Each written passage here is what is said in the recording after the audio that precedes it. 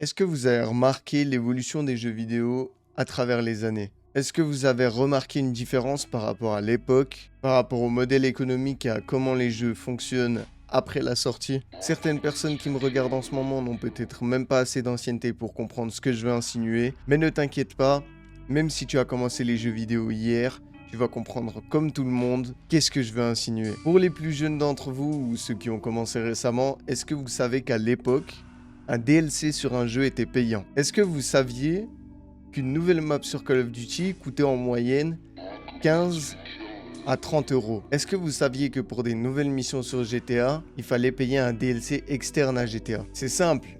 À l'époque, on payait le jeu et après on n'avait plus grand chose à payer pour jouer si ce n'est justement les DLC. Les microtransactions, elles n'étaient pas autant démocratisées que maintenant. Donc comme je vous ai dit avant, on payait le jeu. Et après, c'était très rare qu'on remette de l'argent dedans. Même si on en avait la possibilité, par exemple sur Black Ops 2, on pouvait acheter des camouflages. C'est sur la PS4 que les microtransactions, en fait, elles ont commencé à se démocratiser. Même s'il y avait toujours des DLC sur la plupart des jeux vidéo, mais avant la PS4, il y avait très peu de jeux qui utilisaient ce système de microtransactions. Donc pour survivre, les jeux se contentaient uniquement de la sortie du jeu. Et forcément, ça fait que si on veut des DLC, il faut les payer. Ensuite, on a commencé à avoir justement ce système de microtransactions qui arrivait sur les jeux. Par exemple sur Black Ops 3 sorti en 2015 où on pouvait acheter des points codes qui nous servaient à ouvrir des caisses pour obtenir des armes exclusives. Tout comme FIFA avec le système FUT où on achetait des points qui nous permettaient de ne pas farmer les crédits FIFA, on pouvait obtenir gratuitement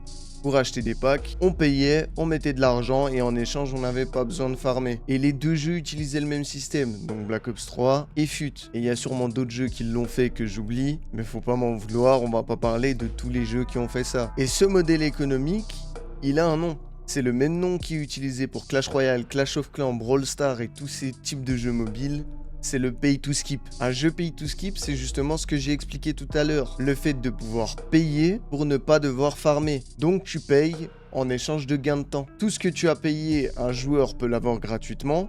Donc c'est pas un pay to win, mais ce joueur devra jouer des dizaines d'heures, voire des centaines d'heures pour avoir le niveau que tu as atteint en 20 minutes. Comme j'ai dit, à la base c'était sur les jeux mobiles, mais il s'est déporté justement sur les consoles. Et je vous ai parlé des jeux Supercell parce que ça parle à tout le monde, mais le système des jeux Supercell a été utilisé par exemple sur GTA. Et là ça s'en rapproche beaucoup plus que le mode FUT ou Call of Duty Black Ops 3, simplement parce que sur GTA Online, on a la possibilité d'acheter des shark cards. Donc en échange de réel argent, on obtient des dollars GTA avec lesquels on va pouvoir acheter nos véhicules ou nos bâtiments pour pouvoir faire encore plus d'argent. Et donc ça c'est exactement le même système que Clash of Clans par exemple avec les gemmes, où on va payer une certaine somme et on va pouvoir améliorer notre hôtel de ville jusqu'au niveau maximum, sans jouer, sans faire une seule attaque. Je pense que vous avez compris le principe. Mais donc ce que je voulais dire, c'est que les personnes avaient quand même un avantage de payer. On pouvait avoir les choses gratuitement, donc c'était pas du pay to win. Mais par contre, c'était très long. Donc les personnes qui avaient la flemme payaient et avaient généralement avant les gros farmers toutes les récompenses. Et à l'époque, c'était normal, personne ne voulait payer pour ne pas avoir d'avantage. Mais ceux qui n'avaient pas les moyens de payer critiquaient énormément ce système, qui est normal. Et devinez qui a démocratisé les microtransactions. Et en plus, on n'a même pas d'avantage quand on paye quelque chose.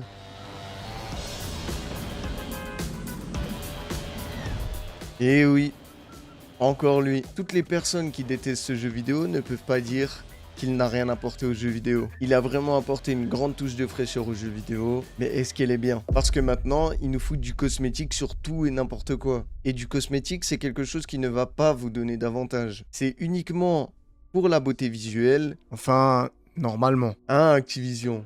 Du cosmétique, hein? Pas vrai? Car oui, pour ceux qui ne savent pas, Activision sont accusés de faire du pay to win. Ils utilisent le marché du cosmétique, mais ils mettent des avantages. Car sur le jeu, on peut payer des variantes d'armes qui sont équipées déjà d'accessoires malgré que l'arme soit niveau 1 et qu'on ne l'ait jamais touché.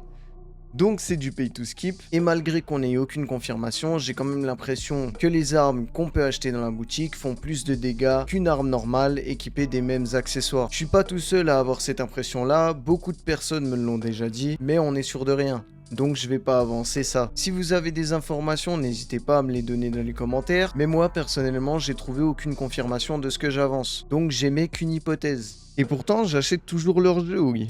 J'ai précommandé Black Ops 6, oui je suis un pigeon. Le système de base est bien, il nous permet de plus payer de DLC pour les mises à jour, mais je me demande jusqu'où ça va aller. On ne peut être sûr de rien, mais on a déjà des studios qui s'expriment sur des modèles économiques. Parce que oui, vous avez sans doute remarqué, les jeux coûtent de plus en plus cher à développer, il y a de plus en plus de mises à jour et les développeurs demandent qu'à les rentabiliser. Donc préparez votre carte bleue car de plus en plus de microtransactions sont à venir. Et si c'est pas les microtransactions qui nous inondent sur le jeu, c'est le prix du jeu directement qui a augmenté. Vous avez sûrement entendu parler de ce que le président de Take-Two, donc l'entreprise qui détient le studio Rockstar, développeur de GTA, a dit il y a maintenant quelques mois, disant vouloir augmenter le prix de son jeu vidéo, voire le faire louer à l'heure. Je sais pas si vous vous rendez compte du bourbier là. Alors augmenter le prix du jeu, d'accord, quand on voit le prix qu'il a coûté au développement, mais de là à le faire louer, ça c'est une dinguerie. Je veux acheter un jeu, moi je veux pas acheter une voiture, hein. Bon, rassurez-vous, pour GTA 6, cette hypothèse elle a vite été mise de côté. Sans doute par peur de faire foirer la sortie du jeu. Car oui, la sortie du jeu pour un jeu comme celui-ci, comme les GTA, est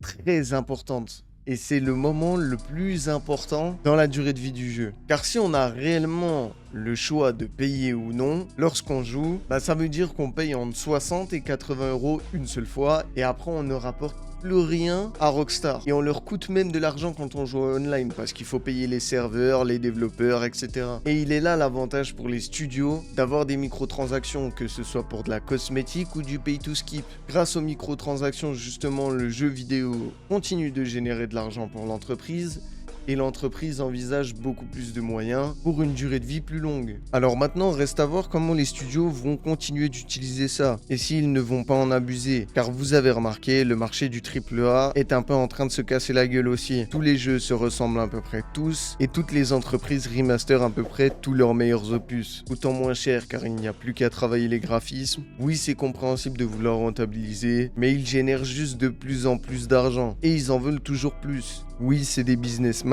et le problème est peut-être là. Les jeux vidéo, anciennement vus comme des trucs d'ados boutonneux, ça devient un marché avec un très grand rendement, où on a la possibilité de faire énormément de bénéfices, donc le marché devient simplement une machine à fric. On l'a vu avec GTA ou The Last of Us sortis sur 3 consoles de différentes générations, et maintenant avec le GTA Plus qui nous permet d'avoir des récompenses mensuelles en plus, en échange de 5 euros par mois.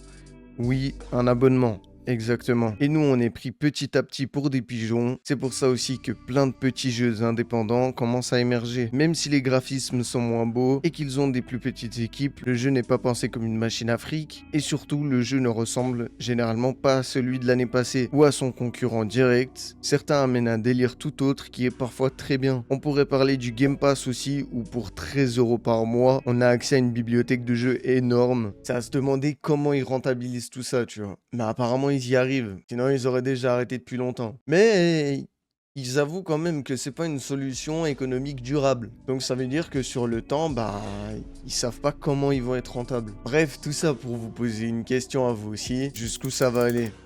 Dites-moi ce que vous en pensez dans les commentaires. N'oubliez pas de me rejoindre sur Twitch et sur mon Discord. Le lien est dans la description. Merci d'avoir regardé cette vidéo. Et moi, je vais vous laisser. Bisous.